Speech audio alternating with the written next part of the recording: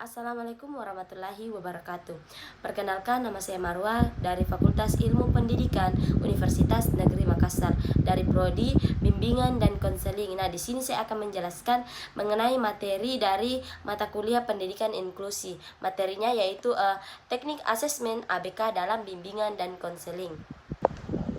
Baik, yang pertama yaitu cara melakukan identifikasi dan asesmen yang efektif untuk anak ABK, yaitu identifikasi dan asesmen memiliki peranan yang sangat penting dalam layanan untuk anak berkebutuhan khusus atau dapat kita sebut sebagai ABK. Nah, proses identifikasi bertujuan untuk menemukan dan mengenali keberagaman yang ada pada setiap anak.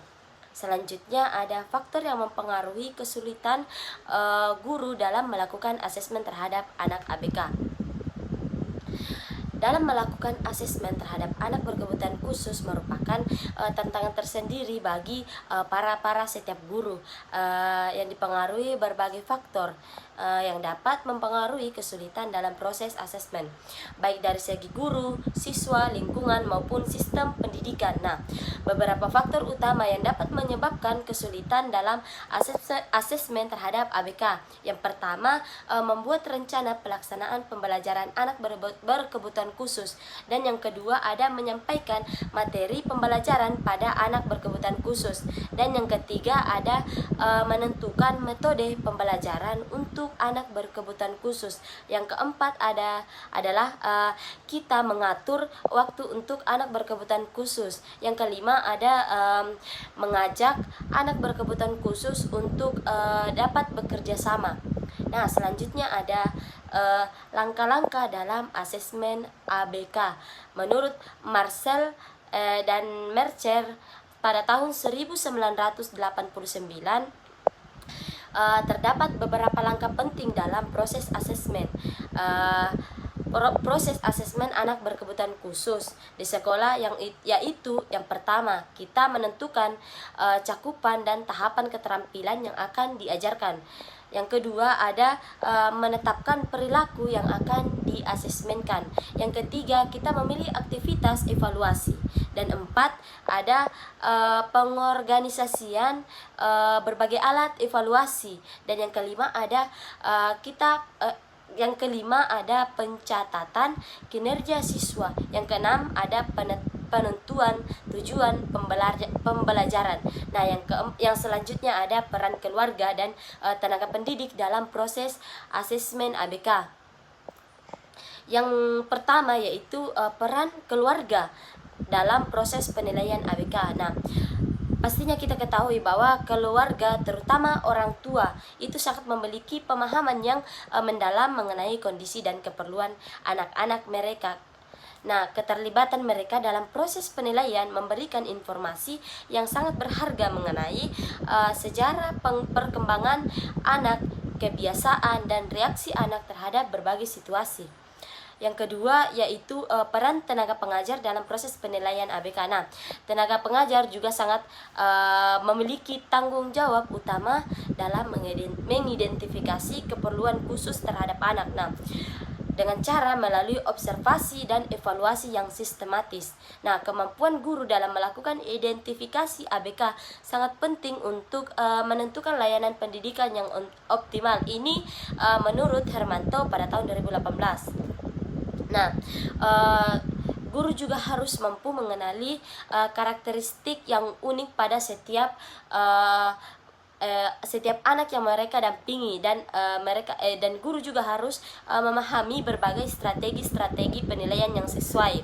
Nah, selanjutnya ada peran keluarga dan tenaga pendidik dalam proses asesmen ABK. Nah, yang ketiga yaitu selanjutnya yaitu kerjasama antara keluarga dan tenaga pengajar dalam penilaian ABK. Nah, yang selanjutnya ada kerjasama antara keluarga dan tenaga pengajar dalam penilaian ABK. Kerjasama yang sama erat antara keluarga dan tenaga pengajar sangat penting dalam proses penilaian dan pendidikan ABK. Nah, kolaborasi ini memungkinkan pertukaran informasi yang sangat efektif mengenai perkembangan anak. Nah, strategi pembelajaran yang berhasil serta tantangan yang dihadapi. Nah, ini menurut Sari pada tahun 2013. melalui komunikasi yang terbuka dan saling percaya. Program pendidikan dapat dirancang dan disesuaikan secara lebih tepat sesuai kebutuhan anak. Nah, materi selanjutnya yaitu permasalahan dan kebutuhan anak berkebutuhan khusus. Kebutuhan utama untuk anak berkebutuhan khusus dalam pendidikan dan kehidupan sehari-hari. Nah, anak berkebutuhan khusus atau ABK menjadi sorotan masyarakat maupun pemerintah selama hampir 1 dekade terakhir ini. Nah, baik dari segi layanan pendidikan, layanan terapi, aksesibilitas umum, dan berbagai hal terkait dengan pemenuhan hak bagi anak berkebutuhan khusus.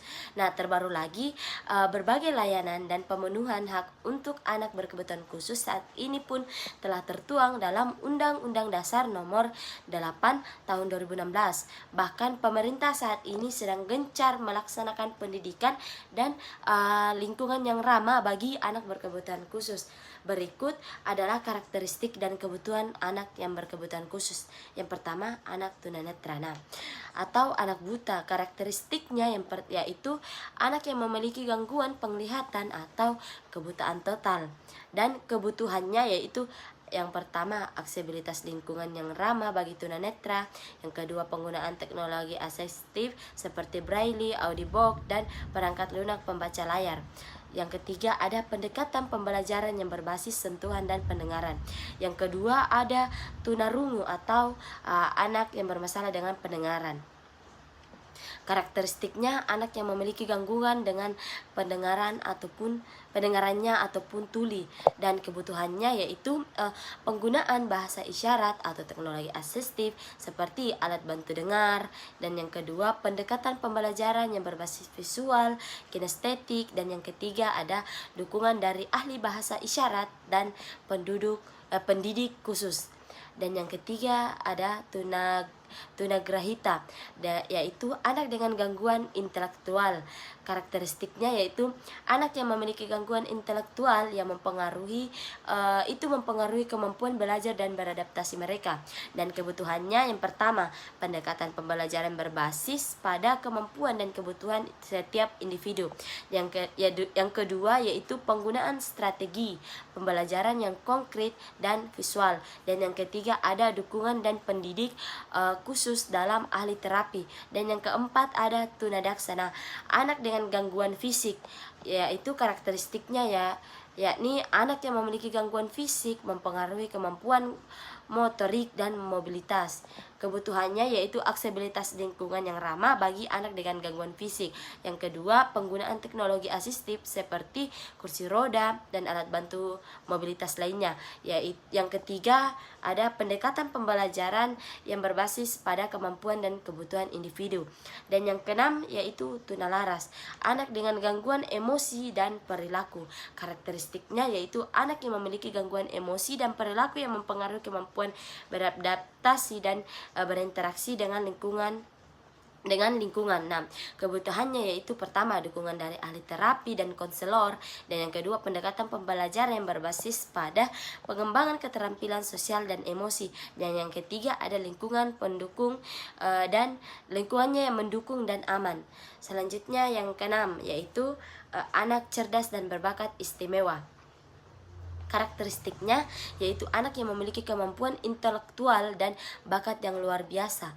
Kebutuhan mereka yaitu pendekatan pembelajaran yang berbasis pada pengembangan kemampuan dan bakat setiap individu. Yang kedua ada akses ke program dan kegiatan yang menantang dan memperkaya. Dan yang ketiga ada dukungan dari pendidik dan ahli yang dapat membantu mengembangkan potensi pada anak. Nah, dengan memahami karakteristik kebutuhan yang khusus, kita dapat memberikan dukungan dan layanan tepat untuk membantu mereka mencapai potensi maksimal. Selanjutnya ada solusi untuk mendukung perkembangan ABK. Yang pertama yaitu kita membangun komunikasi yang baik antara guru dan orang tua siswa ABK. Dan yang kedua adalah guru juga sering berkomunikasi dengan orang tua siswa dengan menggunakan handphone dalam mengomunikasikan tentang perkembangan siswa atau anak mereka. Dan yang ketiga ada guru juga menanyakan kegiatan-kegiatan anak tersebut bagaimana kegiatannya di rumah. Dan yang keempat yaitu guru mengadakan kegiatan yang melibatkan orang tua dan guru yang dapat memperkuat hubungan antara kedua belah pihak, antara guru dan orang tua. Dan yang kelima yaitu menghadapi siswa anak berkebutuhan khusus itu mendukung emosional dan sosial dari orang tua dan guru, sehingga orang tua dan guru butuh kerjasama dalam mendidik siswa anak berkebutuhan khusus. Dan yang keenam ada di SLB, ini juga membuat P5. Adapun P5 yang diadakan yaitu menjalang Mintoun, di mana yang menjadi peran dalam siswa anak berkebutuhan khusus. Baik, terima kasih. Cukup sekian pemaparan materi dari saya. Kurang lebihnya mohon dimaafkan. Assalamualaikum warahmatullahi wabarakatuh. See you next time.